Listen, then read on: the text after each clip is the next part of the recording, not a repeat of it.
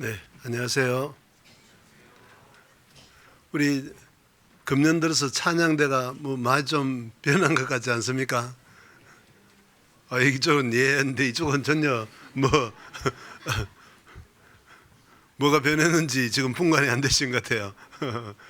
우선은 식구들이 많이 늘었어요. 특별히 우리 남성 어, 파트가 많이 이렇게 느니까 정말 꽉 이렇게 차 보이고 너무 감사한 마음이 있습니다. 오늘 보니까 형제님들이 9명인데 10명만 딱 채웠으면 좋겠는데 어느 분이 좀 지원을 예, 하여튼 빨리 선착순으로 그 모집에 응해 주시면 참 좋겠습니다. 열을 꽉 채우는 귀한 기회를 가지시기를 바라겠습니다. 예, 기도드리겠습니다. 자비로우신 우리 주님 감사드립니다. 천한 죄인이 어떻게 거룩하고 영광스러운 영원하신 하나님을 아버지라 부를 수 있겠습니까만 주님이 저희들을 먼저 그토록 사랑하셔서 예수님의 십자가를 통하여 우리와 하나님 사이를 내었던 죄의 담을 완전히 허무심으로 말미암아 우리가 하나님을 나의 친아버지로 부를 수 있는 놀라운 특권과 영광 가운데로 인도되었습니다. 늘 우리 마음속에 그 주님의 크신 구원의 은혜를 마음에 일깨우고 그 은혜가 내 마음을 온전히 사로잡음으로 말미암아 우리가 마음 깊이서부터 주님을 찬송하기를 바랍니다. 또 그러할 때 그 주님의 은혜로 말미암아서 우리가 죄와 세상의 유혹에서 온전히 벗어날 수 있는 힘을 얻을 수 있도록 더욱 은혜 보표를 주시기를 간절히 바랍니다. 금년 대전도 집회가 이제 내일로 다가왔습니다. 오랫동안 기도하고 준비했던 우리의 수고가 온전히 이번 집회를 통해서 참으로 결실을 맺을 수 있도록 사람이 이 땅에 살면서 할 수 있는 가장 영광스럽고 위대한 오직 그리스도인만이 할 수 있는 그 엄청난 일에 우리가 헌신함으로 말미암아 주님의 영광이 드러나고 주님의 마음을 시원케 하는 우리 동대문 교회가 될 수 있도록 축복해 주시기를 간절히 바랍니다. 오늘도 귀한 주님의 자녀들 말씀 앞으로 인도해 주시니 감사드립니다. 주님께서 예배하신 말씀으로 각 사람 마음을 은혜로 채워주심으로 말미암아 우리가 이 세상을 더욱 힘있게 담대하게 살아갈 수 있도록 축복해 주시옵소서. 주 예수님 이름으로 간절히 기도드렸습니다. 아멘. 오늘 신약 성경 1장입니다.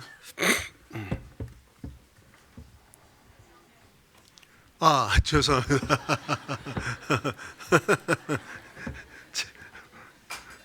무슨 책인지 말씀 안 드렸습니다. 저도 이제 슬슬 걱정됩니다. 예, 정신이 맑을 때 잘 전달해 드려야 될 텐데. 에베소서 1장입니다. 에베소서 1장 15절 16절입니다. 차 있으면 제가 한번 읽어보겠습니다. 이를 인하여 주 예수 안에서 너희 믿음과 모든 성도를 향한 사랑을 나도 듣고 16절은 같이 읽겠습니다. 너희를 인하여 감사하기를 마지 아니하고 내가 기도할 때 너희를 말하노라. 예, 오늘은 그 감사에 대해서 좀 생각해 보고자 합니다. 그 멕시코에 가면 한 마을이 있는데 그 마을에는 그 온천과 그 다음에 바로 옆에는 그 냉천이 이렇게 인접해 있다고 합니다. 그러니까 참 편리하지 않겠습니까? 빨래를 하러 갈 때 말이에요. 집에서 뭐 삶고 그런 번거로운 작업이 필요 없이 거기에 딱 가면 한 자리에 온천도 나오고 온천에서 잘 씻어서 쉽게 헹굴 수 있는 그 냉천이 또 끊임없이 뿜어져 올라오니까 너무 편리한데, 정작 그 마을 사람들에게 물었을 때는 어땠을 것 같아요? 이 정작이라는 말이 이미 너무 강하게 힌트가 들어가서 짐작은 하실 것 같은데, 마을 사람들한테 야, 참 관광객들이 물어봤다는 거예요. 얼마나 참 좋지 않겠냐, 어떻게 이런 마을에 살게 되었느냐. 당연히 감사하시겠죠. 물었더니 마을 사람 대답은 전혀 엉뚱했다는 겁니다. 아주 불평이 가득한 목소리로, 아니 하나님이 기왕에 온천과 냉천을 이렇게 인접해서 했으면 비누도 좀 미리 준비해 주시지, 그것도 하나, 비누 하나를 준비를 못 하시는 그 째째한 하나님에 대해서 그 불평이 아주 가득했다는 겁니다. 자, 그런데 이게 웃을 일이 아니고 우리 구원받은 각 사람은 어떠할까? 우리는 그런 사람을 보면 참 세상에 어떻게 그렇게 어리석을 수가 있을까? 그렇게 감사할 조건을 다 가지고 있으면서도 그 와중에 어떻게 불평을 이야기할 수 있을까? 우리가 이해가 되지 않지만 하나님의 시각에서 볼 때는 구원받은 우리 그리스도인에게 감사할 모든 조건을 이미 주셨는데도 하나님은 범사에 감사하라 그랬잖아요. 항상 기뻐하라, 쉬지 말고 기도하라, 범사에 감사하라. 이는 그리스도 예수 안에서 너희를 향하신 하나님의 뜻이니라 그랬습니다. 그러니까 하나님이 감사하라고 명령을 하셨을 때는 사실은 어때요? 감사할 수 있는 모든 조건을 주셨는데도 문제는 그 감사할 모든 조건은 뒤로 하고 감사보다는 불평과 불만을 토할 때가 너무나도 많지 않느냐 그 말이에요. 그래서 우리가 오늘 좀 그런 부분들에 대해서 좀 깊이 생각을 해보는 겁니다. 먼저 그 신앙생활에서 감사가 얼마나 중요한 위치를 차지하는 것인가, 그 부분을 좀 먼저 생각을 해봅니다. 줄 좀 넣어놓으시고 데살로니가 전서 3장입니다. 몇 장 뒤로 넘기시면 데살로니가 전서가 있습니다.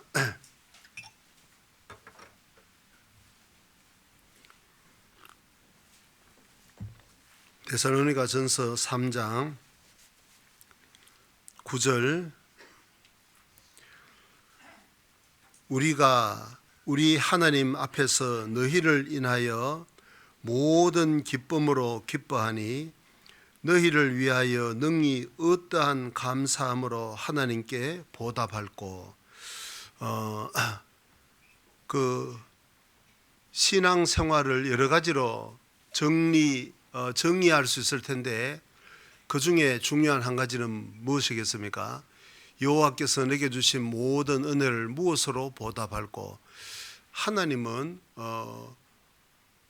우리에게 상상도 하지 못할, 사실 사람은 감당하지 못할 은혜를 이미 주셨지 않습니까? 은혜라는 말 자체가 받을 자격이 전혀 없는 사람에게 그저 베푸는 호의 또는 선물, 그런 뜻인데, 우리는 사실 절대로 구원 받을 수 없는 죄인이잖아요. 그런 죄인에게 구원의 은혜를 주실 때 하나님 입장에서 치르신 대가를 보면 얼마나 놀라운 것인가, 얼마나 엄청난 것인가. 하나밖에 없는 독생자를 우리 대신 죽여서 우리를 구원했다. 그 하나님 또 두 번 다시는 할 수 없는 엄청난 일이라는 거예요. 자, 그런 엄청난 은혜를 우리는 받았기 때문에 본능적으로 구원을 받으면 여호와께서 내게 주신 모든 은혜를 무엇으로 보답할꼬, 그런 마음이 생기는 것은 당연한 겁니다. 그는 양심이 있는 사람이라면 그런 마음이 생기지 않는다는 것 자체가 그게 뭐예요? 무생명체는 돌이나 나무 막대기 같으면 그게 무슨 의식이 있겠어요? 자, 그런 생명이 없는 그 세계야 무슨 의식도 없고 아무것도 생각도 없고 하니까 기대할 수가 없지만, 정말 생명이 있는 특별히 하나님의 형상대로 지음받은 영혼이 있는 사람에게는 당연히 그런 마음은 올라오게끔 돼 있는 겁니다. 나는 구원은 받았는데 그런 마음이 안 생기더라. 그건 처음부터 구원이 아니다 그 말이에요. 다른 구원을 이야기를 하고 있는 겁니다. 구원을 받은 사람은 반드시 반사적으로 여호와께서 내게 주신 모든 은혜를 무엇으로 보답할고 그런 마음이 있습니다. 그러니까 신앙생활을 한마디로 정리하자면 하나님의 은혜에 보답하는 삶이다, 그렇게 정리할 수 있을 텐데, 구체적으로 보답하는 방법이 뭐냐? 거기에 9절 하반절에 너희를 위하여 능히 어떠한 감사함으로 하나님께 보답할고, 바울은 자신의 구원뿐만 아니라 자신이 수고해서 전도해서 구원받은 데살로니가 형제 자매들을 볼 때도 저분들을 보니까 정말 하나님의 은혜로 저분들이 구원을 받았는데, 나는 거기에 작은 부분이지만 기도로 동참을 했고 전도로 동참을 했을 뿐인데, 하나님이 나 같은 천한 사람을 통해서 저런 영롱한 보석을, 천국의 보화를 선물로 주신 거니까 참 감사하다. 그것이 은혜를 보답하는 첫 걸음이라고 생각을 했다는 거죠.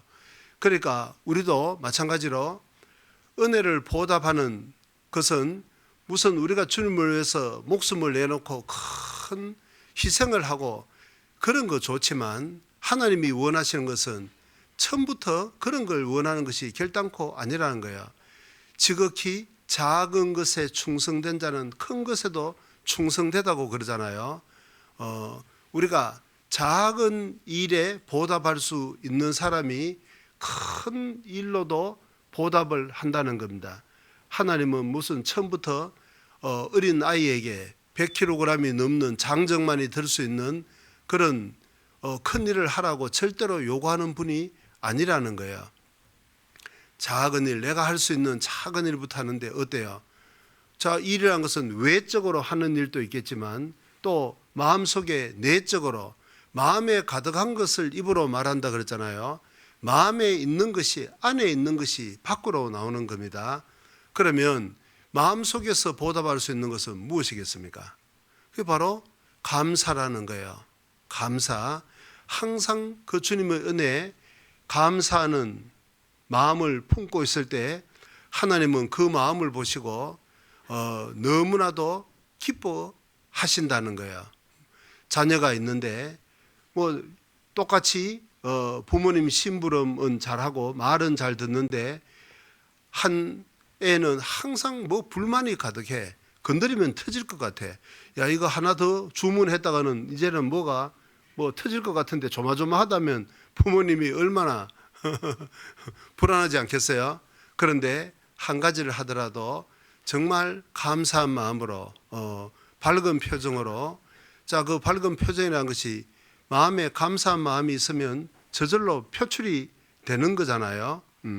그래서 그런 마음으로 할 때 부모는 얼마나 그런 자녀를 보고 흐뭇해하고 만족해하고, 내가 할 수 있는 한 내 모든 것을 저 자식에게 내가 물려줘야 되겠다, 그런 마음이 생기지 않겠냐 그 말이에요. 하나님도 우리 구원받은 그리스도인에게 무슨 큰 것을 원하는 것이 아니라 항상 근본적으로 마음속에 그 은혜에 대해서 감사해하는, 고마워하는 마음을 갖기를 원하시고, 그 마음을 보고 하나님은 기뻐하신다는 겁니다. 은혜를 보답을 하는 첫걸음이라는 거예요. 시편 50편 또 봅니다. 구약성경 시편 50편 23절에 23절 같이 읽어봅니다. 감사로 제사를 드리는 자가 나를 영화롭게 하나니 그 행위를 옳게 하는 자에게 내가 하나님의 구원을 보이리라. 여기에도 감사로 제사를 드리는 자, 이 성경에 보면 하나님께 드리는 제사가 여러 종류로 있지 않습니까? 번제도 있고 모든 것을 불살라 드리는 번제도 있고 곡식을 아주 가늘게 곱게 찧어가지고 드리는 소제도 있고 화목제도 있고 속건제, 속죄제 여러 가지 그 제사가 있지만 그런 모든 제사는 외형적인 건데 그런 외형적인 제사의 근본에 감사가 반드시 있어야 된다는 거예요. 감사가 결여된 제사는 어떻습니까? 하나님은 중심을 다 보시는데 그 하나님 마음을 기쁘게 할 수가 없는 거잖아요. 그러니까 그 제사를 드리기 전에 가장 기본적인 것은 감사가 있어야 되고 그렇기 때문에 여기도 감사로 제사를 드리는 자, 다른 말하면 제사를 드리는데 감사가 결여된 제사가 있을 수 있다는 거잖아요. 하나님이 처음부터 받지 않으실 수 있다는 것을 깊이 생각을 해야 되는 겁니다. 감사로 제사를 드리는 자가 나를 영화롭게 한다. 하나님이 정말 기뻐하시고 하나님을 하나님답게 우리가 공경하는 자녀가 부모를 부모답게 공경하는 그것은 항상 근본이 감사가 전제되어 있어야 한다는 거죠. 그 행위를 옳게 하는 자에게 내가 하나님의 구원을 보이리라.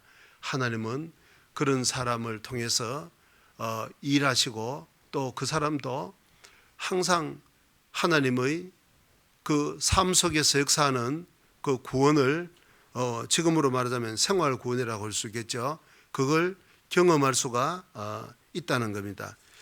시편 69편 또 봅니다. 시편 69편 30절 31절입니다. 내가 노래로 하나님의 이름을 찬송하며 감사함으로 하나님을 광대하시다 하리니 이것이 소 곧 뿔과 굽이 있는 황소를 드림보다 여호와를 더욱 기쁘시게 함이 될 것이라.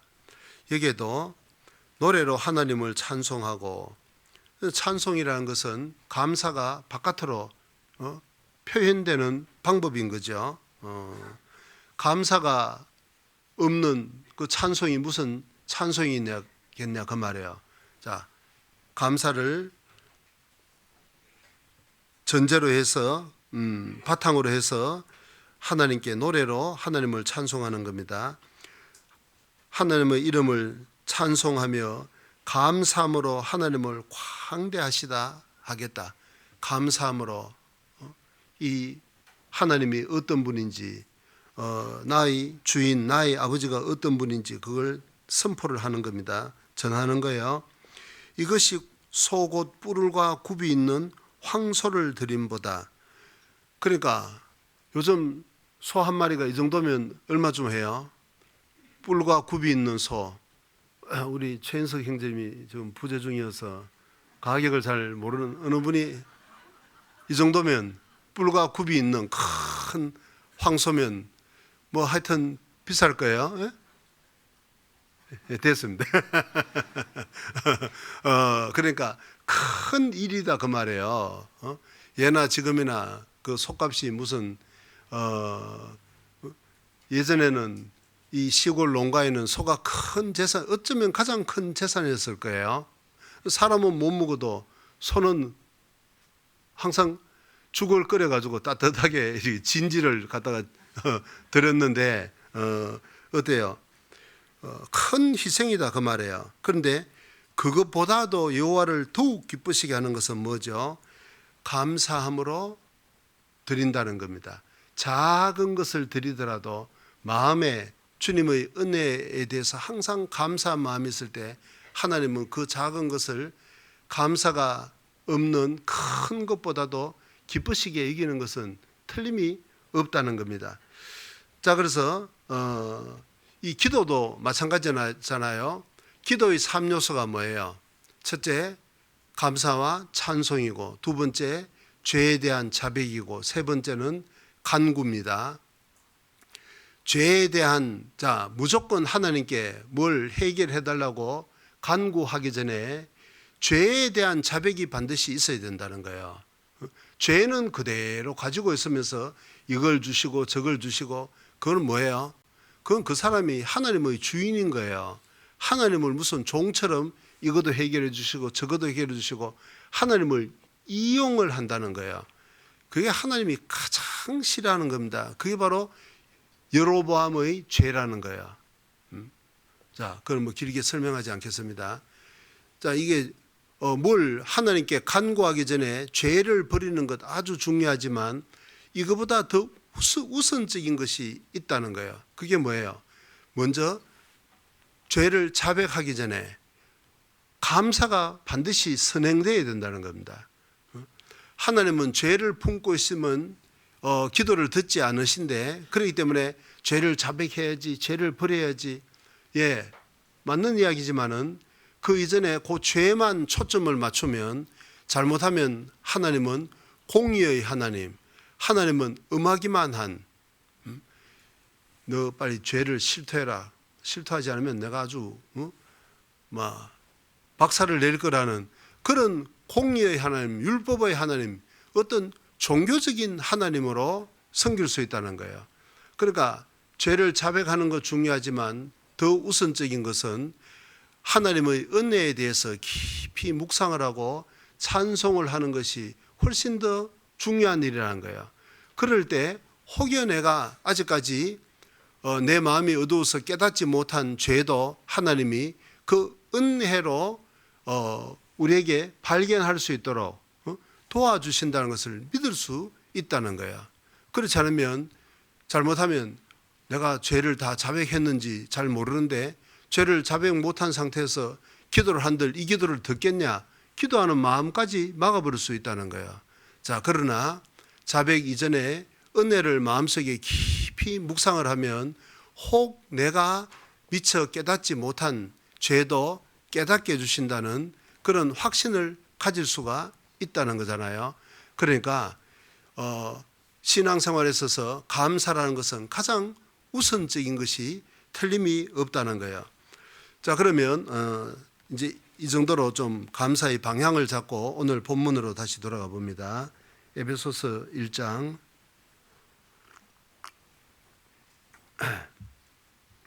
1장 이를 인하여 주 예수 안에서 너희 믿음과 모든 성도를 향한 사랑을 나도 듣고, 바울은 지금 로마 옥중에 있지만 바울의 위치는 지금 로마 옥중이니까 유럽에 있는 거잖아요. 근데 이 에베소는 이 아시아에 있지 않습니까? 터키. 거리상으로 뭐 바다가 가로놓여 있지만 그렇게 멀지는 않은 것인데, 어쨌든 간에 공존하지는 않아요. 멀리 떨어져 있지만 바울의 관심사는 항상 자기가 개척한 그 에베소 교회에 늘 거기에 머물러 있었고, 소식을 들을 때마다 감사했고 더 기도하는 그런 교제를 지속적으로 가진 겁니다. 주 예수 안에서 너희 믿음과, 에베소 성도의 믿음과 모든 성도를 향한 사랑을 나도 듣고, 그러니까 그리고 너희를 인하여 감사하기를 마지 않았다. 그러니까 바울이 감사한다고 할 때는 아무런 내용 없이 습관적으로 말해요. 그럼 뭐라 그래요? 마음 없이, 전혀 진정성 없이 입에 붙은 감사합니다, 이런 것하고 다르다는 거예요. 예를 들면 조그마한 애가 훈련에 의해 가지고 말해요. 손님이 오셔서 뭘 작은 선물을 하나 주면 아무런 새 쳐다보지도 않고 한쪽 손 썩 내밀어서 고맙습니다, 이런 것하고는 다르다는 거예요. 정말 나는 받을 자격이 전혀 없는데 하나님께서 나를 이렇게 도와주시니 또 저 형제 저 자매가 나를 이렇게 기억해주고 알아주니 참 감사합니다. 반드시 진정성, 이 마음이 담겨야 된다는 거죠. 그러기 위해서는 무슨 내용이 있어야 된다 그 말입니다. 그 내용을 여기에 믿음과 에베소 형제 자매님들의 하나님을 향한 믿음과 모든 성도를 향한 사랑은 헌신이라는 것이죠. 그리고 또 하나가 항상 들어가는데 그 18절에 보면 그의 부르심의 소망이 무엇이며, 항상 바울이 감사할 때는 그런 내용을 근거로 감사를 했다는 겁니다. 믿음과 소망과 사랑이라는 에베소 성도들이 가지고 있는 그런 내용을 근거로 감사를 했는데, 그건 그 전에 생각해 봤으니까 그냥 지나가고, 자 이제 우리도 복음을 깨닫고 난 다음에 정말 주님 뜻대로 살기 위해서 정상적인 신앙생활하기 위해서는 항상 딴 분들의 그런 내용을 깊이 생각을 하고 거기에 대해서 감사를 해야 된다는 겁니다. 자, 그래서 우리가 이제 그 구원을 받기 전에 구원을 못 받은 사람들도 정말 그 감사를 하려고 노력하는 사람들이 많잖아요. 특별히 기독교인들, 종교인들 중에도 그런 사람은 많은 것이고, 그런 설교, 그런 책자들은 아마 시중에 넘쳐나리라고 생각을 하는데, 언젠가는 한번 말씀을 드린 것 같은데, 저도 살다 보니까 주변에서 드물지만 그런 사람을 만나게 되겠더라고요. 제 군대 동기였는데 참 배울 점이 너무 많았어요. 동기여서 나이도 작고 비슷한 사람이었는데 이등병 때 말이에요. 이게 공휴일이 되면 계급이 비슷한 사람들끼리 몰려가지고 이제 그때 이등병이니까 제일 쫄병이니까 이제 저 구석에 고참들 안 보이는 데 가서 그 이야기 안 하는 게 좋겠다. 하여튼 잡담하고 집에 두고 온 금송아지나 이야기하고 떠드는데 친구 한 사람이 항상 안 보여요. 같이 동기인데 그래서 나중에 찾아보면 그 화장실 변기를 닦고 하수구 막힌 것을 뚫고, 야, 참 그 모범적이어서 좋긴 좋은데 문제는 고참들이 저를 보는 시선이 아주 안 좋아요. 동기라고 2명 들어왔는데 한 친구는 저렇게 훌륭하고 모범적인데 이놈은 시키려고 그러면 인상 쓰지 뭐가 고분고분하지 않고 뺀질이처럼 어디 필요할 때는 어디 내 빼고 얻고 말이에요. 그 시선이 곱지 않아요. 그래서 제가 이 원인이, 나는 정상적으로 지금 생활하고 있는데 저놈이 부지런을 떨어서 나한테 피해가 돌아온다고 분석을 그렇게 하고 가서 이야기를 했습니다. 야, 너가 이렇게 열심히 하는 것은 좋은데 너 때문에 멀쩡한 내가 지금 완전히 입장이 곤란이 됐으니까 이런 짓은 하지 말고 시키면 그때 가서 하자. 자, 그랬더니 그 친구 대답을 제가 지금도 잊어버리지 않아요. 이런 일을 시켜서 하면 너무 힘들다는 거야. 수동적으로 말해요. 하기 싫은데 하라고 이렇게 시켜서 하면 너무 힘드니까 자기는 일을 취미로 하기로 했다고 하더라고. 와, 세상에 그런 단어를 말해요. 책에서는 제가 봤을지 몰라도 그 단어가 바깥으로 튀어나와 가지고 그렇게 활동하는 것은 못 봤습니다. 제가 동대문 교회에서도 비슷한 걸 경험하고 있어요. 이 자리 영역 다툼 때문에 나는 좋은 의미로 하고 있었지만 어때요? 이게 제비뽑기가 나온 거잖아요. 야, 난 제비뽑기가 성경에만 있지 그게 실제로 우리 삶의 현장에서 그게 튀어나온 건 처음 경험했어요. 어쨌든 영광으로 생각하는데 어쨌든 그 친구도 이제 그런 경우였다 그 말이에요. 그래서 저하고는 제가 수준이 안 돼서 그 친구에 못 맞춰가지고 회담은 결렬됐지만 마음으로는 참 존경했습니다. 야, 이런 사람도 있구나. 자, 그런데 지금 또 저 안산 어디에 살고 있다는 거예요. 제가 와서 복음을 전하려고 몇 차례 문자도 보내고 하는데 지금 아직 전혀 반응이 없어요. 연락이 없는데요. 어쨌든 이제 그런 사람도 드물지만 살다 보면 있는 거잖아요. 그러나 그런 것은 어디까지나 한계가 있다는 겁니다. 톨스토이 인생록에 보면 그런 대목이 나오잖아요. 어떤 나그네가 길을 가는데 석공들이 일을 하더라는 거예요. 세 사람이. 그런데 표정이 똑같은 일을 하는데 표정이 전혀 다르더라. 세 사람 다. 한 사람은 너무 즐겁게 한 사람이 있고, 한 사람은 아무런 표정 없이 무표정하게 하는 사람이 있고, 한 사람은 정말 불만이 가득해서 자칫 건드렸다가는 뭐 망치가 돌 쪽으로 안 오고 머리 쪽으로 올까봐 겁이 날 정도로 불평이 가득하게 일을 하는 사람이 있더라는 거예요. 그래서 그 불평이 가득한 사람부터 물어봤다는 거잖아요. 당신 왜 그렇게 힘들게 일합니까? 그랬더니 이보시오, 날 좀 보라고 힘 안 들게 생겼냐고. 내가 배운 것도 없고 아는 것이 이거밖에 없으니까 평생 이렇게 돌가루나 마셔가면서 이렇게 험한 일을 하는데 즐거운 일이 뭐 있겠냐고. 말 시키지 마시오. 잘못하면 망치가 당신 머리 쪽으로 갈지 모르니까. 급히 피했습니다. 아주 무표정한 사람 보고 물어봤다는 거예요. 당신 어떻게 표정이 없습니까? 예, 뭐 저는 뭐 아는 것이랑 이거밖에 없는데 그래도 큰 불만도 없습니다. 여기 일해가지고 우리 가족들 먹고 사는 직장을 제공해 주는 거니까 큰 불만은 없습니다. 그것도 그렇게 그럴 수가 있겠구나. 그런데 연신 즐겁게 일하는 사람을 보고 물어봤습니다. 당신은 어떻게 그렇게 고된 일을 즐겁게 합니까? 예, 저는 예술가입니다.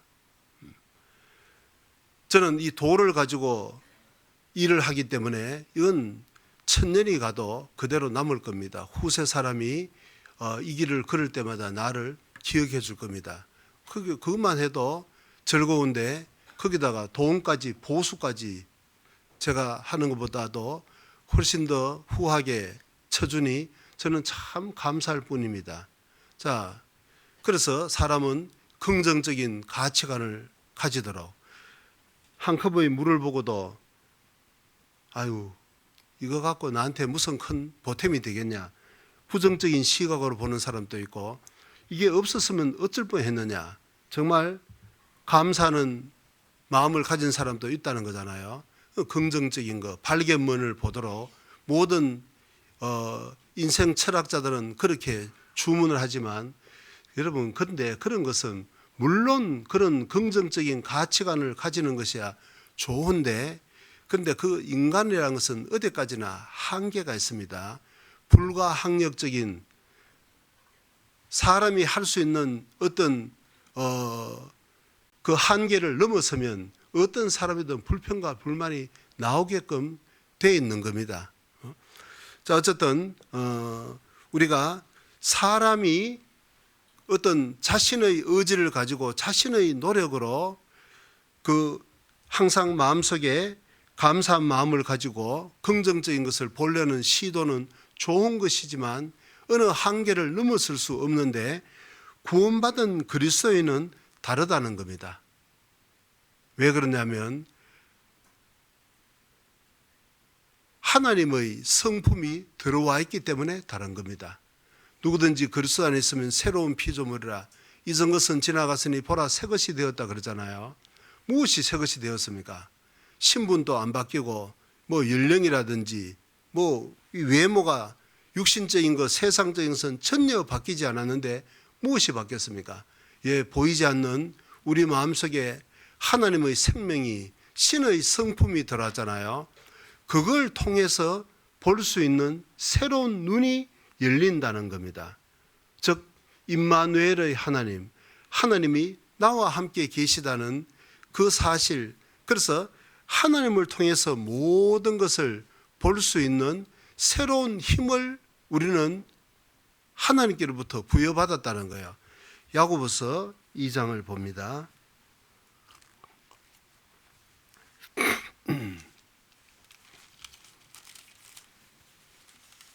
야고보서 2장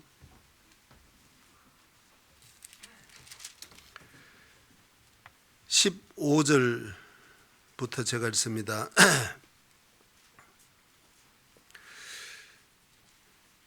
14절부터 읽죠.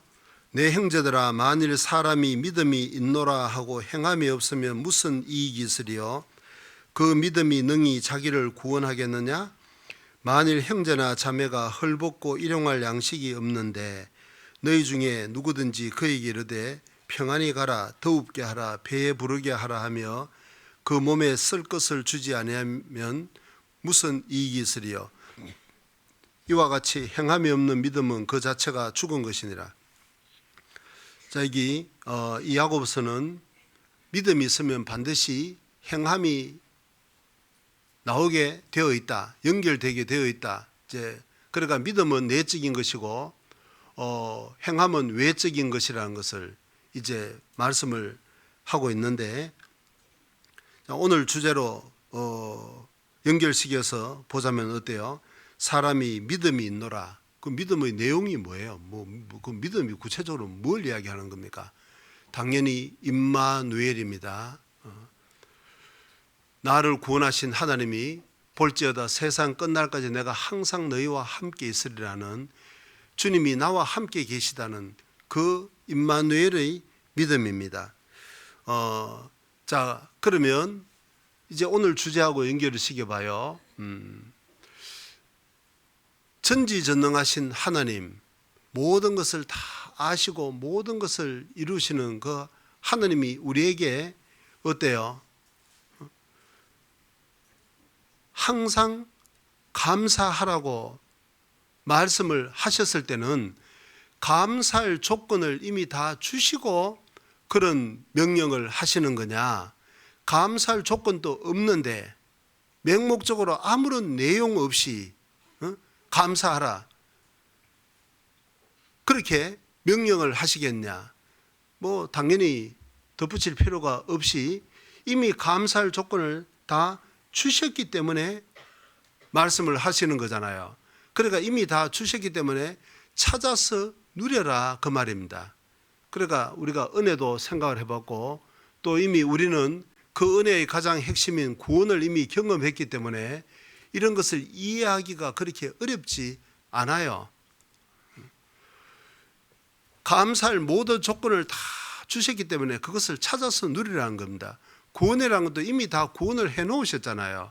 그걸 성경에서 발견하고 받아들이라, 내 마음하고 연결시켜라, 그런 뜻이지 않습니까? 그러니까 이 감사라는 것도 마찬가지입니다. 명령입니다. 신명기입니다. 구약성경 신명기 10장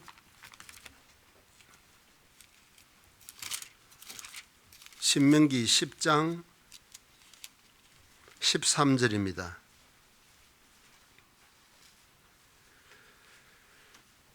같이 읽습니다. 내가 오늘날 내 행복을 위하여 내게 명하는 여호와의 명령과 규례를 지킬 것이 아니냐. 하나님의 명령과 규례, 하나님의 말씀은 전부 우리의 행복을 위한 거예요. 우리를 착취하고 짓누르고 억압을 하고 고통스럽게 족쇄를 채우기 위한 것이 아니고 완전한 자유, 항상 감사할 수 있다면 얼마나 좋겠어요. 그게 세상 사람들이 그토록 찾아 헤매는 행복의 실체가 아니고 뭐겠냐, 그 말이에요. 그러니까 하나님은 우리가 정말 행복할 수 있는 모든 것을 다 주시고 그걸 찾아서 누리라는 거예요. 주지도 않고 먹을 것도, 배고픈 사람에게 먹을 것도 주지 않고 배부르게 하라. 이 추운 음동설안에 입을 것도 없는데 더웁게 하라. 그런 말도 안 되는 완전히 모순 덩어리인 거잖아요. 하나님은 그런 분이 아니다, 그 말입니다. 자, 그런데 문제는 이론적으로는 그거 다 동의하는데 현실적으로는 우리가 감사하지 못하다면 그것도 또 모순이라는 겁니다. 문제는 누구한테 있는 거냐? 주지도 않고 명령을 하는 하나님에게 있는 거냐, 아니면 이미 감사할 수 있는 모든 조건을 받았는데 그걸 발견하지 못한 영적인 눈이 캄캄한 우리에게 있는 것이냐. 그럼 뭐 명확하게 누구 책임인지는 알 수가 있는 거잖아요. 자, 그래서 하나님이 명령을 하셨을 때는 어때요? 그 명령에 순종하면 반드시 행복으로 이어지는 것이지만 그 명령을 불순종했을 때는 불순종하는 것으로 그치지 않고 불순종의 결과는 반드시 어때요? 거기에 대한 대가를 지불할 수밖에 없다는 겁니다. 그럼 그 감사하지 못하는 사람이 지불할 대가는 뭐예요? 듣고 계시죠? 감사하지 못한 사람은 그럼 뭘 할까? 안 하면 그만이지. 그 정도로 끝나는 것이 아니고 반드시 그 자리에 감사의 자리를 감사가 채우지 못하면 진공은 없다는 거예요. 반드시 그 자리에 반대 급부정시 밀려 들어온다는 거예요. 그게 뭐겠어요? 불평, 불만이 들어올 수밖에 없다는 겁니다. 절대로 중간지역, 회색지역이라는 것은 없다는 거예요. 하나님은 항상 감사라고 명령하셨고 감사할 모든 것을 주셨는데 그걸 발견하지 못하면 이제 어떻게 발견할 거냐, 그건 좀 이따 마지막에 다루고 미리 이야기하면 다 좋을까 봐 마지막에 다루고, 자, 이제 감사하지 못했을 때 그 명령에 순종하지 않은 결과에 대해서 조금만 한번 생각을 먼저 해봅니다. 성경 출애굽기 14장입니다.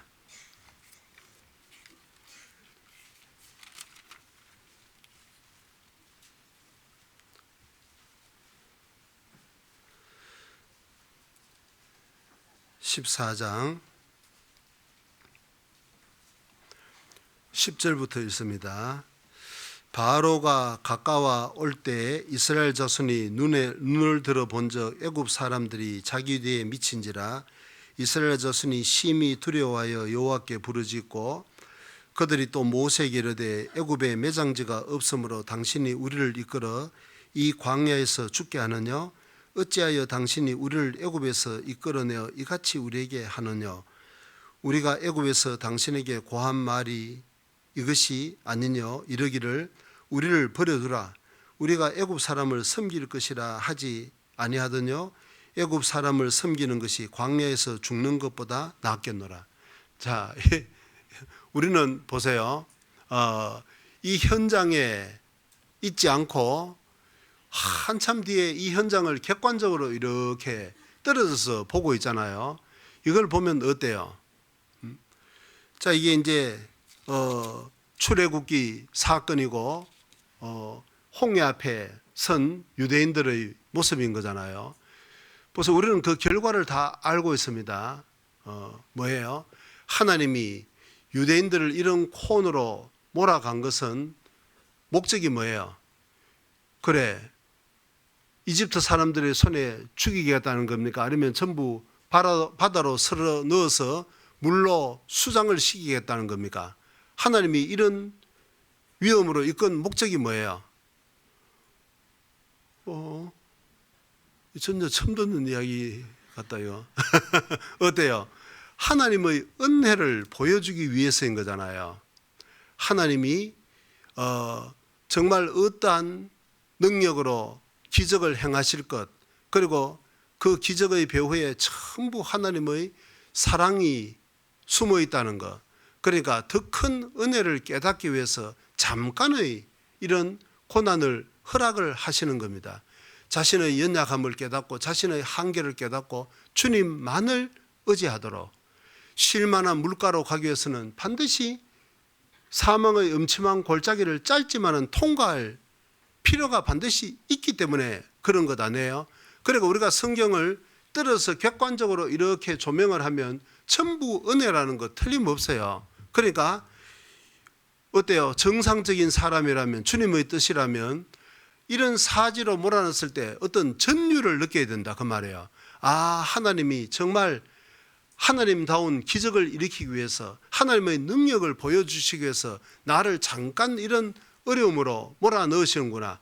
그 임마누엘의 하나님을 믿는다면 어때요? 조금도 걱정하지 않을 수 있잖아요. 그래요, 안 그래요? 조금 길게 하면 이 좀 주제를 놓쳐버리기 때문에 이야기권을 자, 그래서 우리는 긴 안목에서 객관적으로 이게 나무 일이면 어때요? 아이고 형제님 자매님 걱정하지 마세요. 그때도 하나님께서 더 큰 능력을, 하나님의 사랑을 보이기 위해서, 주님만을 의지하기 위해서 잠깐 이런 고난을 허락하는 거니까 걱정하지 마세요. 주님만 의지하세요. 그게 성경이 이야기하는 분명한 답입니다. 우리는 다 거기에 동의합니다. 그렇잖아요? 그런데 문제는 뭐냐면 실전으로 딱 들어가서 내가 이 상황에 딱 부딪혀 버리면 그 말씀은 싹 다 날아가 버린다는 거예요. 그거는 뭐 목사님처럼 믿음 좋은 사람이나 해당되는 것이고, 지금 나한테 그런 이야기가 무슨 의미가 있느냐, 이렇게 해야 된다는 거예요. 이게 문제라는 겁니다. 그렇지 않습니까?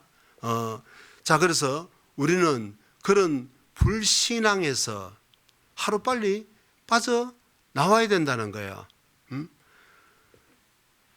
내 문제가 현실로 딱 부딪히면 이 성경이 전부 이론으로 변해버리고, 문제가 없을 때는 전부 구구절절히 진리고 하나님의 말씀이라고 다 동의를 하는데, 현실 속에서 내 문제로 딱 부딪히면 이게 이론으로 변한다는 것이, 이게 문제라는 겁니다. 그건 절대로 믿음이 아니라는 거예요.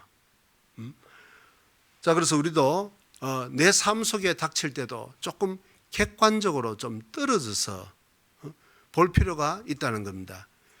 항상 내 이성보다는, 내 경험보다는 항상 말씀으로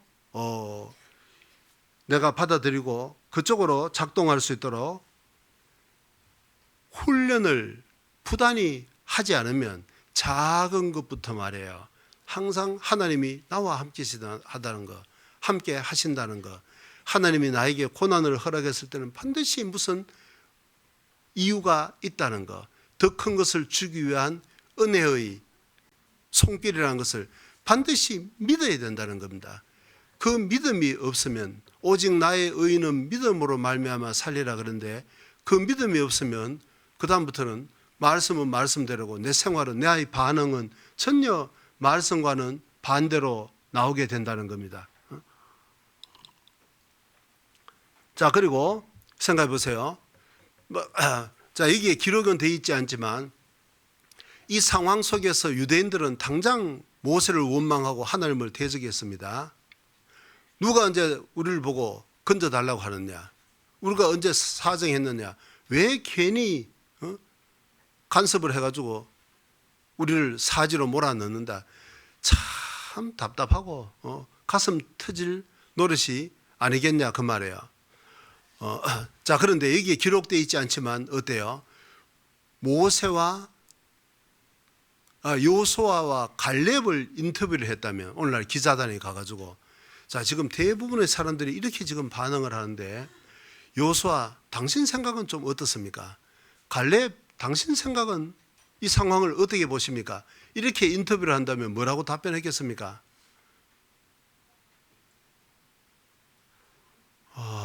이거 봐라. 갈렙은 아마 틀림없이 어때요?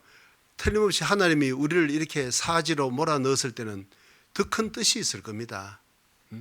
하나님이 어떤 우리에게 보여주기를 원하는 아주 중요한 계획이 있을 겁니다. 저는 그것을 믿습니다. 저는 어떤 방법은 모르겠지만 어떤 길로 인도해 줄 줄, 그건 전혀 제가 생각이 미치지도 못하지만, 틀림없이 하나님에게는 이유 없는 고난은 없는 것이니까, 하나님이 이런 어려움을 허락했을 때는 무슨 뜻이 있을 겁니다. 틀림없이 하나님을 의지했을 겁니다. 그렇지 않습니까? 그러니까 여기 보세요. 대부분의 절대 다수의 사람들의 반응과 믿음의 사람의 반응을 우리가 좀 생각해 볼 수 있다는 거예요. 환경은 똑같은데 반응은 전혀 다르게 나타날 수 있다는 겁니다. 문제는 나는 어떤 반응을 하느냐, 그래서 사람들이 그렇게 이야기하죠. 자극과 반응 사이에는 간격이 있다.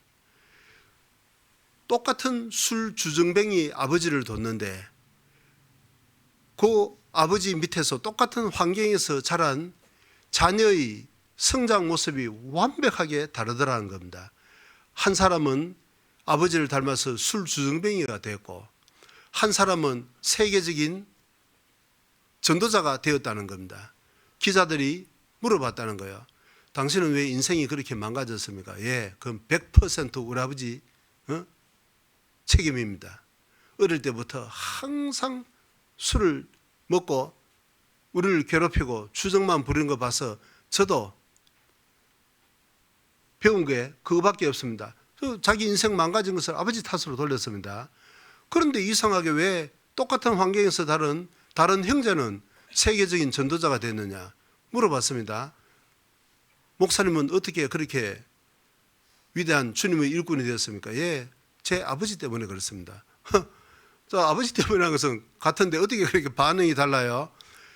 저는 어릴 때부터 아버지의 학대를 많이 받아서 나는 자라면 절대로 저런 사람이 되어서는 안 되겠다고 수없이 다짐했습니다.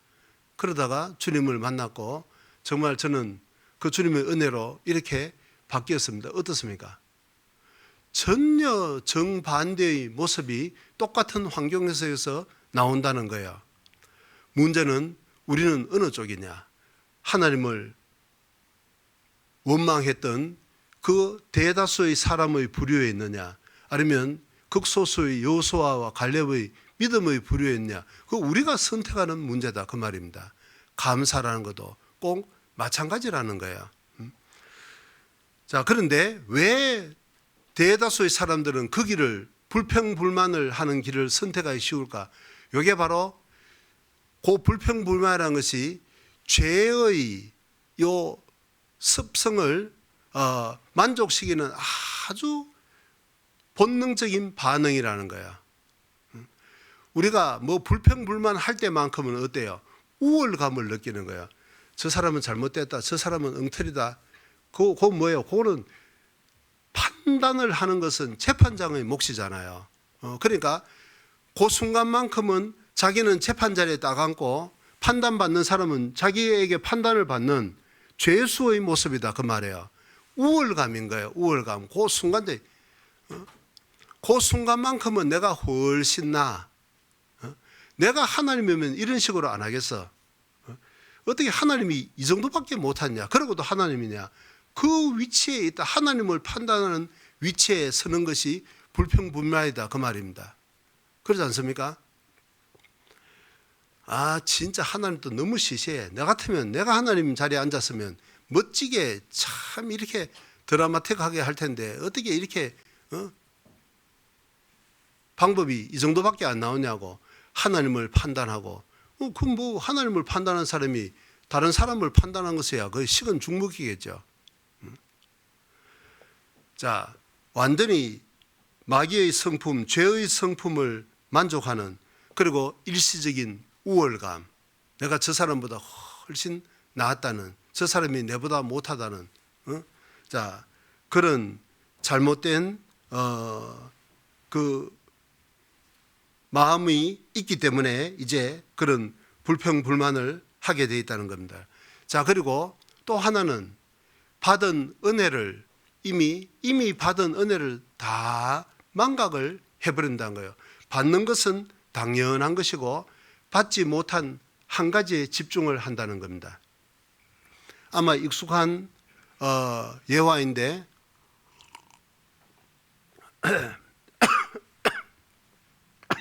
아니 죄송합니다.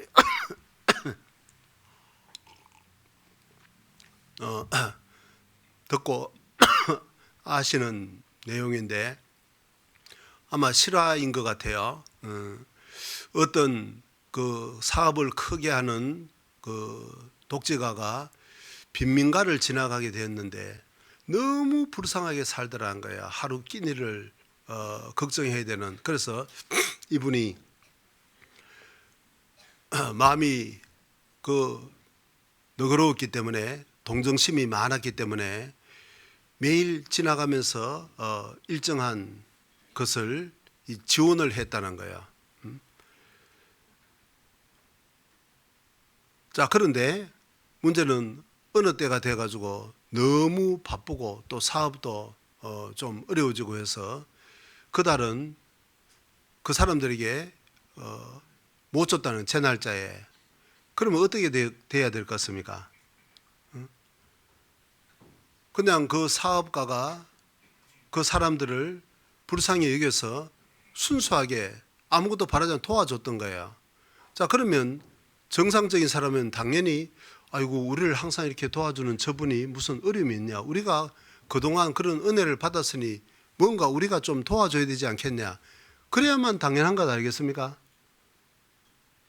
손자매 어떻게 생각해요? 전혀 동의가 안 되는 것 같아서 지금 표정이. 당연하겠죠. 그런데 문제는 어떻게 했다고요? 전부 반응이 전부 완전히 데모대로 돌변했다는 거예요. 이보시오, 돈을 안 주면 미리 사전에 이야기를 해야 우리도 무슨 준비를 하지, 왜 주도 안 주는 거예요? 당신 그딴 식으로 마음대로 해도 되겠냐고. 자, 이렇게 항의를 했다는 거예요. 그게 뭐예요? 은혜를 완전히 망각한 거예요. 배은망덕하기 짝이 없는 그런 사람들을 안 도와주는 것이 실제로 도와주는 것 아니겠어요? 자, 문제는 뭐냐면 우리가 그런 이야기를 남의 이야기로 들으면 공분을 하는데, 문제는 하나님 보실 때는 정작 우리의 현실의 삶은 어떠냐 그 말이에요. 거듭 은혜라는 거잖아요. 바울 사도가 은혜, 평강, 감사함, 항상 세 단어를 묶어서 삼위일체의 하나님처럼 사용을 했습니다. 모든 것이 은혜라는 거잖아요. 은혜를 은혜로 알면 항상 마음속에 평강이 있고, 그 평강이 있는 사람은 당연히 마음속에서부터 삶 속에서부터 모든 것이 감사로 시작되겠죠. 감사로 반응을 하는 거지 않습니까? 자, 그런데 우리가 방금 생각해 본 것처럼 그 독지가가 그냥 순수하게 불쌍히 여기는 마음으로 다 도와줬는데, 문제는 자꾸 받다 보니까 받는 것이 당연하다는 것으로, 자기는 무슨 받을 자격이 있는 것으로 한 가지 부정한 것에 대해서 불만을 토한다는 거야. 여러분, 이게 멀리 갈 것 없이 에덴 동산에서 첫사람 아담의 문제점이 뭐였어요? 하나님이 선악과를 먹지 말라. 그런데 그 명령을 하시기 전에 먼저 어떤 일을 하셨습니까? 에덴 동산을 다 만들어 놓고 각장 모든 실과를 하나님이 다 만드셨잖아요. 주인은 하나님이에요. 하나님께서 거저 줬습니다. 먹으라는 거예요. 그게 뭐예요? 은혜입니다. 아담은 자기 것이 아닌 거잖아요. 그런데 하나님이 거저 주니까 다 은혜였죠. 그런 상태에서, 먼저 은혜를 준 상태에서 중앙에 있는 선악을 알게 하는 나무의 실과를 먹지 말라 그랬습니다. 여러분 물어봅시다. 이게 무리한 억지 요구입니까? 아니면 아주 정상적인 당연한 요구입니까?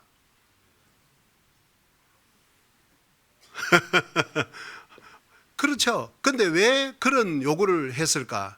하나님의 의도는 뭐예요? 그 먹지 말란 선악과를 볼 때마다 모든 것을 다 거저 주신 은혜를 일깨우기 위해서인 거예요.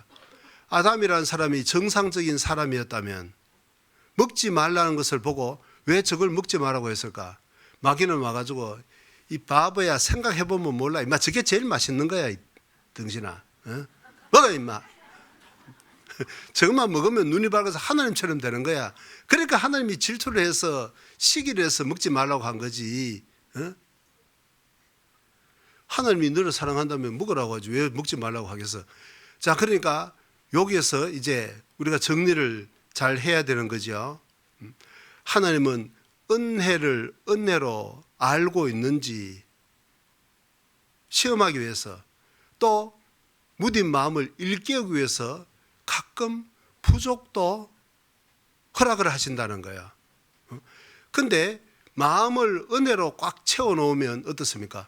그 부족한 부분을 먹지 말라는 선악과를 보면서 모든 것을 다 거저 주신 주님 참 감사합니다. 아니 다 만들어 놓고 먹을 것은 지천인데 절대로 아무것도 먹지 마. 손대면 너 끝장이야. 자, 그래 된다면 이거 진짜 참 어떻게 했습니까? 살아갈 수가 없는 거잖아요. 그러나 하나님은 그저 자기 것을 다 주셨습니다. 다 누려라. 정말 그런데 네가 그 은혜에 감사한 마음이 있다면 요거 먹지 마라. 뭘 그 지천인데 이게 뭐 안 먹는 게 무슨 문제냐고. 저도 이렇게 이야기를 하지만요, 요즘 한약을 먹고 있습니다. 뭐 좀 몸도 여기저기 우리 집 사람이 볼 때는 뭐 전조증상이 있다 그래서 협박을 해가지고 도수장으로 끌려가는 것처럼 끌려가서 뭐 조금 근데 뭐 몇 가지를 먹지 말라는 거예요. 좀 어려운 단 과일을 뭐 과자까지야 뭐 먹지 말라. 뭐 다 큰 사람이 꼭 뭐 과자 그거 먹어야 되겠어요. 그거는 뭐 괜찮은데 빵도 괜찮고 참 어려운 것이 좀 말씀드리기 좀 곤란한데 어떤 분이 좀 곶감을 주신 거예요. 야, 그런데 그 사람이 그걸 먹지 말라고 한 거예요. 세상에 이 곶감철에 말이에요. 야, 집 사람만 없으면 출타 중이면 어떻게 좀 녹여가지고 저 뒤에서 좀 먹고 싹 흔적을 없애겠는데 어디 나가지도 않고 눈은 뜨고 있지. 참 힘든 거예요. 그런데 가만히 생각해 보면 아니 아무것도 몽땅 모조리 먹지 말라 그러면 도저히 뭐 못 견디겠지만 뭐 먹을 것이 많잖아요. 그런데 그걸 먹지 말라고 하면 항상 그것만 생각나는 거야. 그래서 물론 깨닫는 것은 그게 바로 율법이라는 거잖아요. 율법에 뭘 하지 말라고 딱 하는 즉시 계속 그 생각이 거기에 집중하게끔 되어 있는 거예요. 자, 그런데 문제는 뭐냐면 마귀는 하나님의 말씀을 불순종하는 것에 집중하도록 사람 마음을 노략질하고 하나님은 어때요?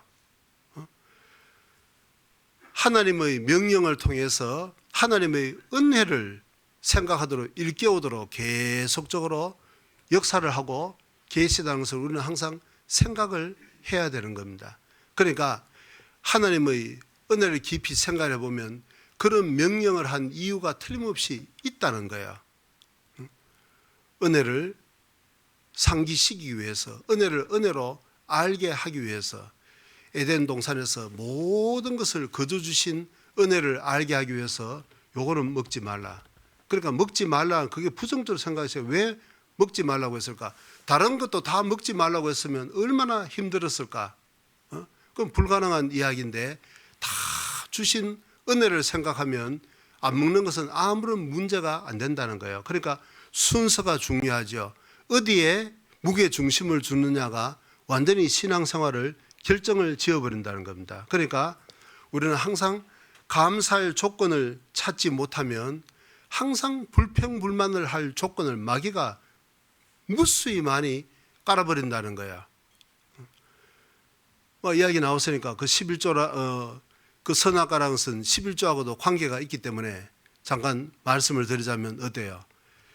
하나님이 11조를 하라고 명령하신 것도 어떻습니까? 그 우리에게 무슨 짐을 지우기 위한 것이 아니다 그 말이에요. 마귀는 그렇잖아도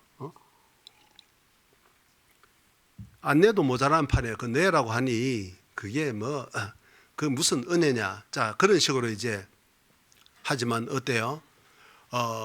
그 11조라는 것도 뭐죠?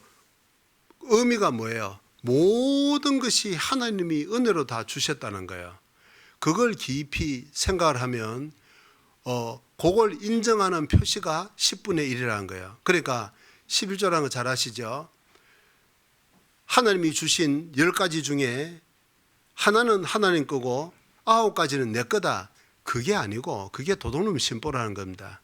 그게 아니고 모든 것이 하나님의 은혜인데 하나님이 건강도 내가 지금 가지고 있는 직장도 가정도 뭐 모든 것이 주님이 선물로 은혜로 주신 건데 그 은혜를 은혜로 알면 그 표시가 바로 10분의 1이라는 겁니다. 그러니까 10분의 1만 주님 것이다 그게 아니고 모든 것이 주님이 주신 거다 그 말이에요. 너무 당연한 거 아닙니까? 건강이라는 것도 이 건강이 내 거냐 그 말이에요. 하나님이 지금이라도 눈에 보이지 않는 미세균을 집어넣어 버리면 우리는 꼼짝없이 누워 있어야 되는 거잖아요. 코로나 때 잘 경험을 했지 않습니까? 지금도 마찬가지죠.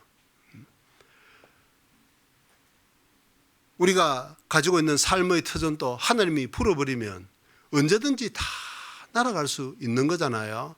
그런데 그 모든 것을 하나님이 거저 주시고 지켜주신다는 것, 그걸 정말 믿는다면, 마음속에 받아들인다면, 감사한다면 그 표현으로 10분의 1 드린 것은 정말 감사함으로 드릴 수 있다는 거예요. 하나님은 그 감사를 더 일깨우기 위한 것이지 무슨 짐을 더 씌우기 위해서 그걸 명령하는 것이 절대로 아니라는 겁니다.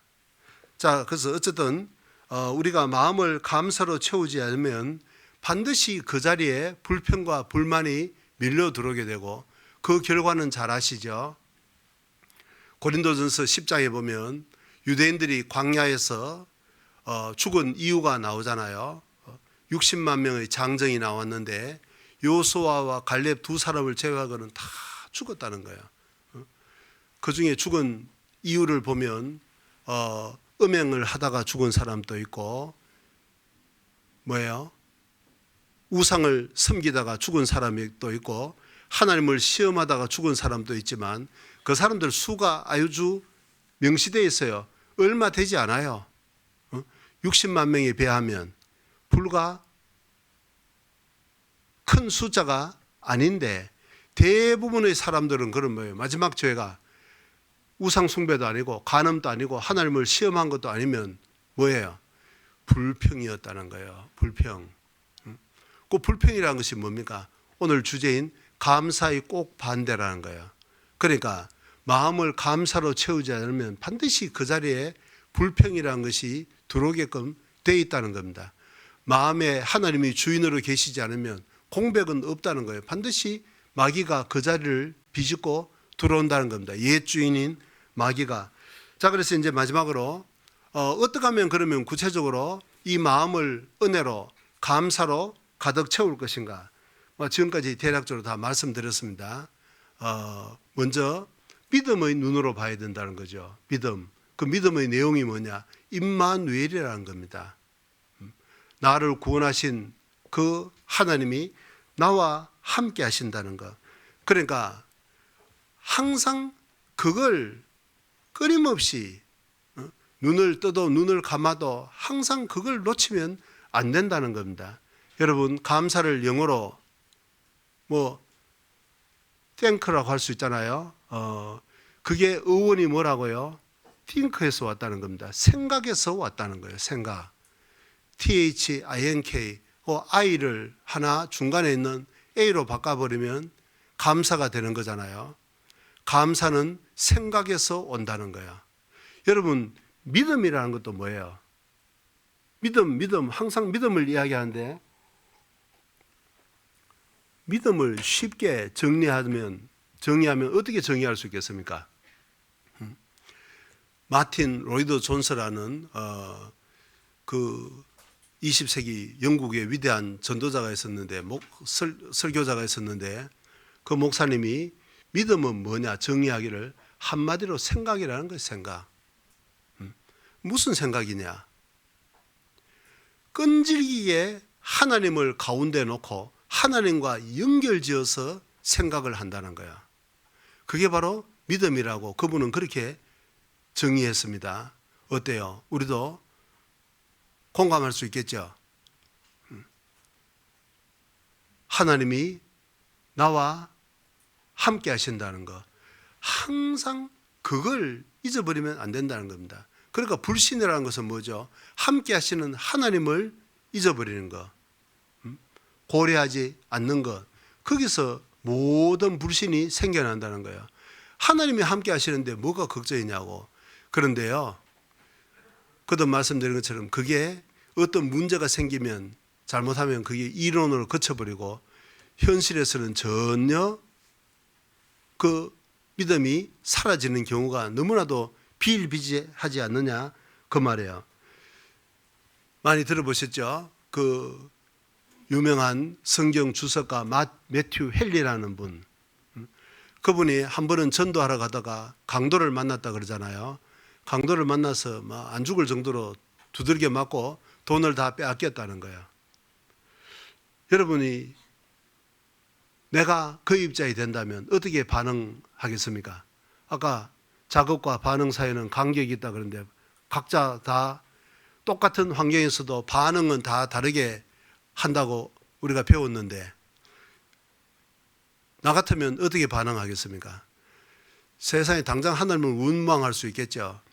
아니 하나님 내가 무슨 그걸 가지고 노름하러 가는 길도 아니고 말이에요. 죄를 지러 가는 길도 아니고 이 복음을 전하러 집회를 앞두고 사람의 마음을 사러 가는데 그걸 다 아시는 분이 이런 식으로 방치를 하면 어떡합니까? 당장 원망할 수 있겠죠. 자, 그런데 매튜 헨리는 달랐습니다. 하나님을 중심으로 늘 생각하는 것이 훈련이 되어 있었기 때문에 이런 조건에서 내가 어떻게 감사할 수 있을까? 설문지 한번 돌려볼까요? 이 조건에서 뭘 감사할 수 있을까? 내용 없는 입에 붙은 그런 내용 없는 그런 감사 말고 구체적으로 뭘 감사, 내용을 어떤 내용을 가지고 감사할 수 있을까? 그분은 책에 4가지를 이야기했습니다. 첫째는 뭐예요? 이게 자기 삶에 있어서 첫 번째 일이었다는 거예요. 무슨 말인지 이해되세요? 나갈 때마다 강도를 만날 수 있었는데 지금까지 한 번도 안 만난 것 자체가 하나님의 은혜라는 거. 지금까지 늘 하나님이 지켜주셨다는 거 감사했고, 또 하나는 자기 전 재산에 비하면 이 전도비는 아주 일부였다는 거. 불이 나서 전 재산이 다 날아갈 수도 있는 거잖아요. 그래 일부였다는 거. 또 하나는 내가 돈은 빼앗겼지만 목숨은 아직 남아있다는 거. 죽으면 복음을 전할 수 있는 기회도 없잖아요. 그러나 하나님이 무언가를 깨닫게 해주시고 아직 나를 사용할 계획이 있으시기 때문에 내가 살아있다는 거 감사했고, 또 하나는 뭘 감사할 수 있을까? 마지막으로 그 사람은 내가 만약에 구원을 받지 않았더라면 내가 저 강도 노릇을 하고 있었을 수 있는데 내가 구원을 받아서 저 강도들에게 줄 수 있는 사람이 되었다는 것, 그걸 또 감사했다는 겁니다. 그러니까 어떤 악조건 속에서도 하나님과 연결지어서 생각을 하면 감사할 조건은 반드시 있다는 거예요. 그런데 문제는 본능적으로 우리는 감사의 조건을 찾느냐, 불만의 근거를 찾느냐, 이게 우리 몫이라는 겁니다. 성경 디모데전서 4장입니다.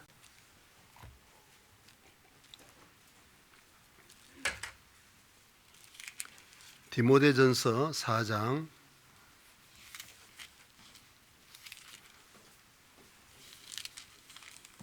7절입니다. 7절. 망령되고 허탄한 신화를 버리고, 같이 읽습니다. 오직 경건에 이르기를 연습하라. 경건에 이르기를 연습하라. 여러분, 신앙생활도 습관입니다. 습관. 연습이라는 것이 뭐죠? 운동선수들이 똑같은 동작을 계속적으로 반복을 하잖아요. 훈련이다. 또는 다른 말로 이게 본문 말씀은 연습이라는 거잖아요. 계속. 그 어떤 기자가 이소룡이라는 액션 배우입니까? 세계적인 무술가였다 그러잖아요. 당신은 어떻게 그 경지에 이를 수 있었습니까? 그 사람은 특별한 무슨 비법이 있었는 것이 아니다 그 말이에요. 가장 기본적인 것을 계속적으로 반복했다는 겁니다. 이 주먹으로 치는 것하고 발차기하고, 그런 가장 기본적인 것을 계속적으로 반복하다 보니까 나중에 자연스럽게 그게 습관적으로 나오더라는 거예요. 언어라는 것도 마찬가지 아니에요. 우리는 한국 사람이기 때문에 한국말을 그냥 자연스럽게 합니다. 자, 그런데 이게 뭐 외국인들이 한국어를 배우고 하는 것은 아무리 유창하게 하는 것 해도 뭔가는 발음이 됐든 뭐가 됐든 어설픈 것을 지울 수 없잖아요. 자, 그 왜 그럴까? 뭐냐면 그게 연습이라는 거예요. 이 말을 할 때 머리에서 이렇게 들어가 가지고 생각을 하고 무슨 문법을 생각하고 뭐 시제를 생각하고 발음을 생각하고 이렇게 되면 이게 안 된다는 겁니다. 그 혀에서 바로바로 나와야만 자연스럽게, 그러면 혀에서 바로 나온다는 것이 뭐죠?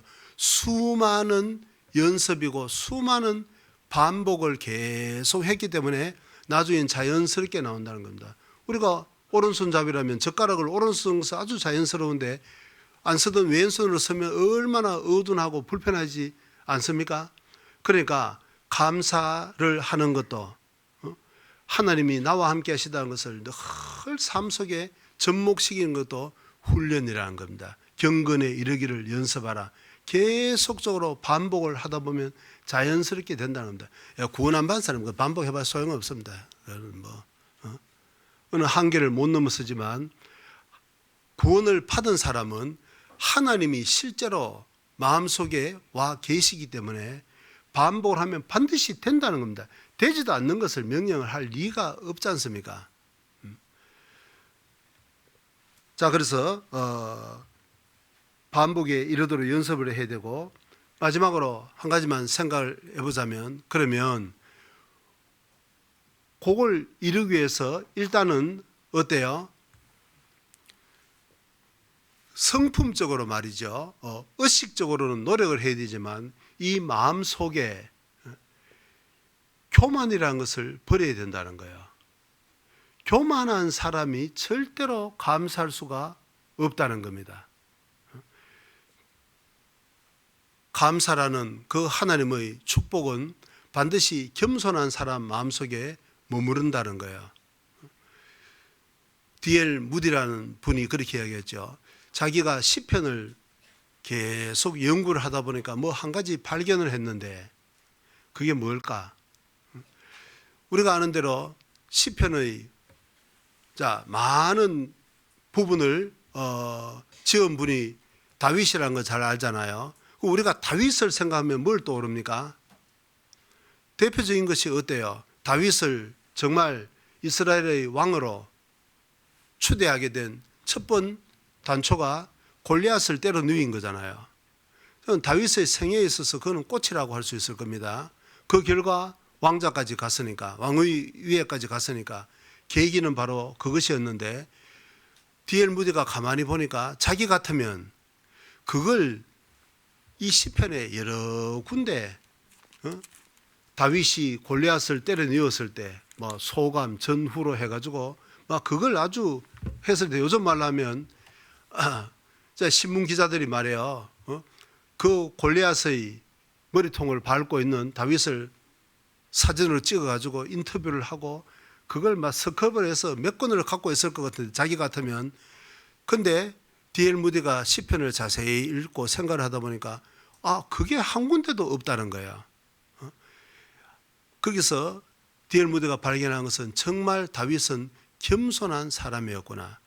자기가 죄를 지어서 고통을 받는 것, 그 결과 징계를 받아서 아들 압살롬에게 쫓겨서 다니면서 적은 그런 심경은 많이 기록되어 있는데, 사울을 피해서 굴 속에 숨어 있을 때 그런 심경은 자세히 기록되어 있는데, 승리의 계가를 불렀던 인생의 절정기에 대해서는 하나도 기록이 안 되어 있다는 거예요.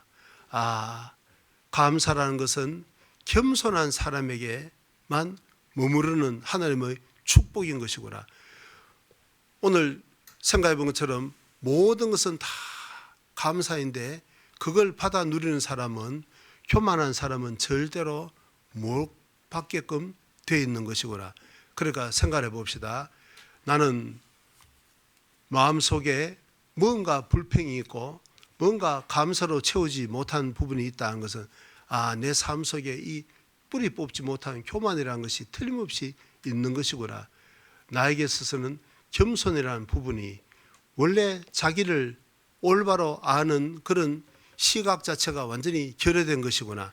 그걸 깊이 반성을 하고 그 교만을 뿌리 뽑고 임마누엘의 하나님을 마음속에 심고 모든 것을 그것을 통해서 봄으로써 항상 감사하는 우리 동대문 교회가 되었으면 좋겠다는 또 저 자신이 되기를 간절히 바랍니다. 광고 드리겠습니다마는 이제 내일부터 대전도 집회가 시작되는데 정말 그동안 기도했던 모든 것이 결실로 이어지는 귀한 시간 될 수 있도록 한 분도 오늘 그 우리 구역장님들께서 발표를 하는데 어떤 구역은 이제 조금 새로운 분들에게 초점을 맞추다 보니까 우리 기존의 식구들 가운데서 좀 참석하지 못하는 좀 어려움 있는 분들도 계시고 또 교통편이 좀 어려워가지고 못 오신 분도 계시다는 거예요. 그런 분들은 우리 구역장님, 조장님들께서 잘 파악하시고 교제하셔서 좀 그런 사소한 부분들 때문에 못 나오는 분들이 한 분도 안 계시도록 우리 식구들이 다 참석할 수 있도록 잘 이렇게 돌봐주시고 특별히 또 우리 중고등부도 이제 학기 중에는 뭐 쉽지 않을지 몰라도 방학 기간이고 하니까 한 분도 빠짐없이 참석을 해서 구원을 점검하는 시간이 되시기를 간절히 바랍니다. 기도드리겠습니다. 자비로우신 우리 주님 감사드립니다. 하나님은 이미 구원뿐만 아니라 그 구원받은 주님의 자녀에게 감사할 수 있는 모든 조건을 허락을 하셨지만 우리가 임마누엘의 하나님을 통해서 모든 것을 보는 시각을 갖지 못함으로 부단한 훈련을 통해서 수많은 연습을 통해서 우리 생활 속에 정착되지 않으므로 어떤 어려움이 닥쳤을 때는 감사로 반응하기보다는 본능적으로 죄의 성품을 따라서 불만으로 반응할 때가 많지 않은가 우리가 깊이 생각을 해보게 됩니다. 그러한 어리석음과 연약함으로부터 저희들을 구원해 주시고 우리 마음속에 감사를 감사로 보지 못하는 교만한 마음이 있다면 주님께서 깨닫게 해주시고 제거함으로 말미암아 항상 우리가 감사의 귀한 열매를 맺는 주님의 친자녀가 될 수 있도록 축복해 주시옵소서. 내일부터 갖는 대전도 집회에도 참으로 많은 결실을 맺을 수 있도록 우리 모두 귀하게 사용해 주시기를 간절히 바랍니다. 남은 교제의 시간도 주님께 부탁드리며 주 예수님 이름으로 기도드렸습니다. 아멘.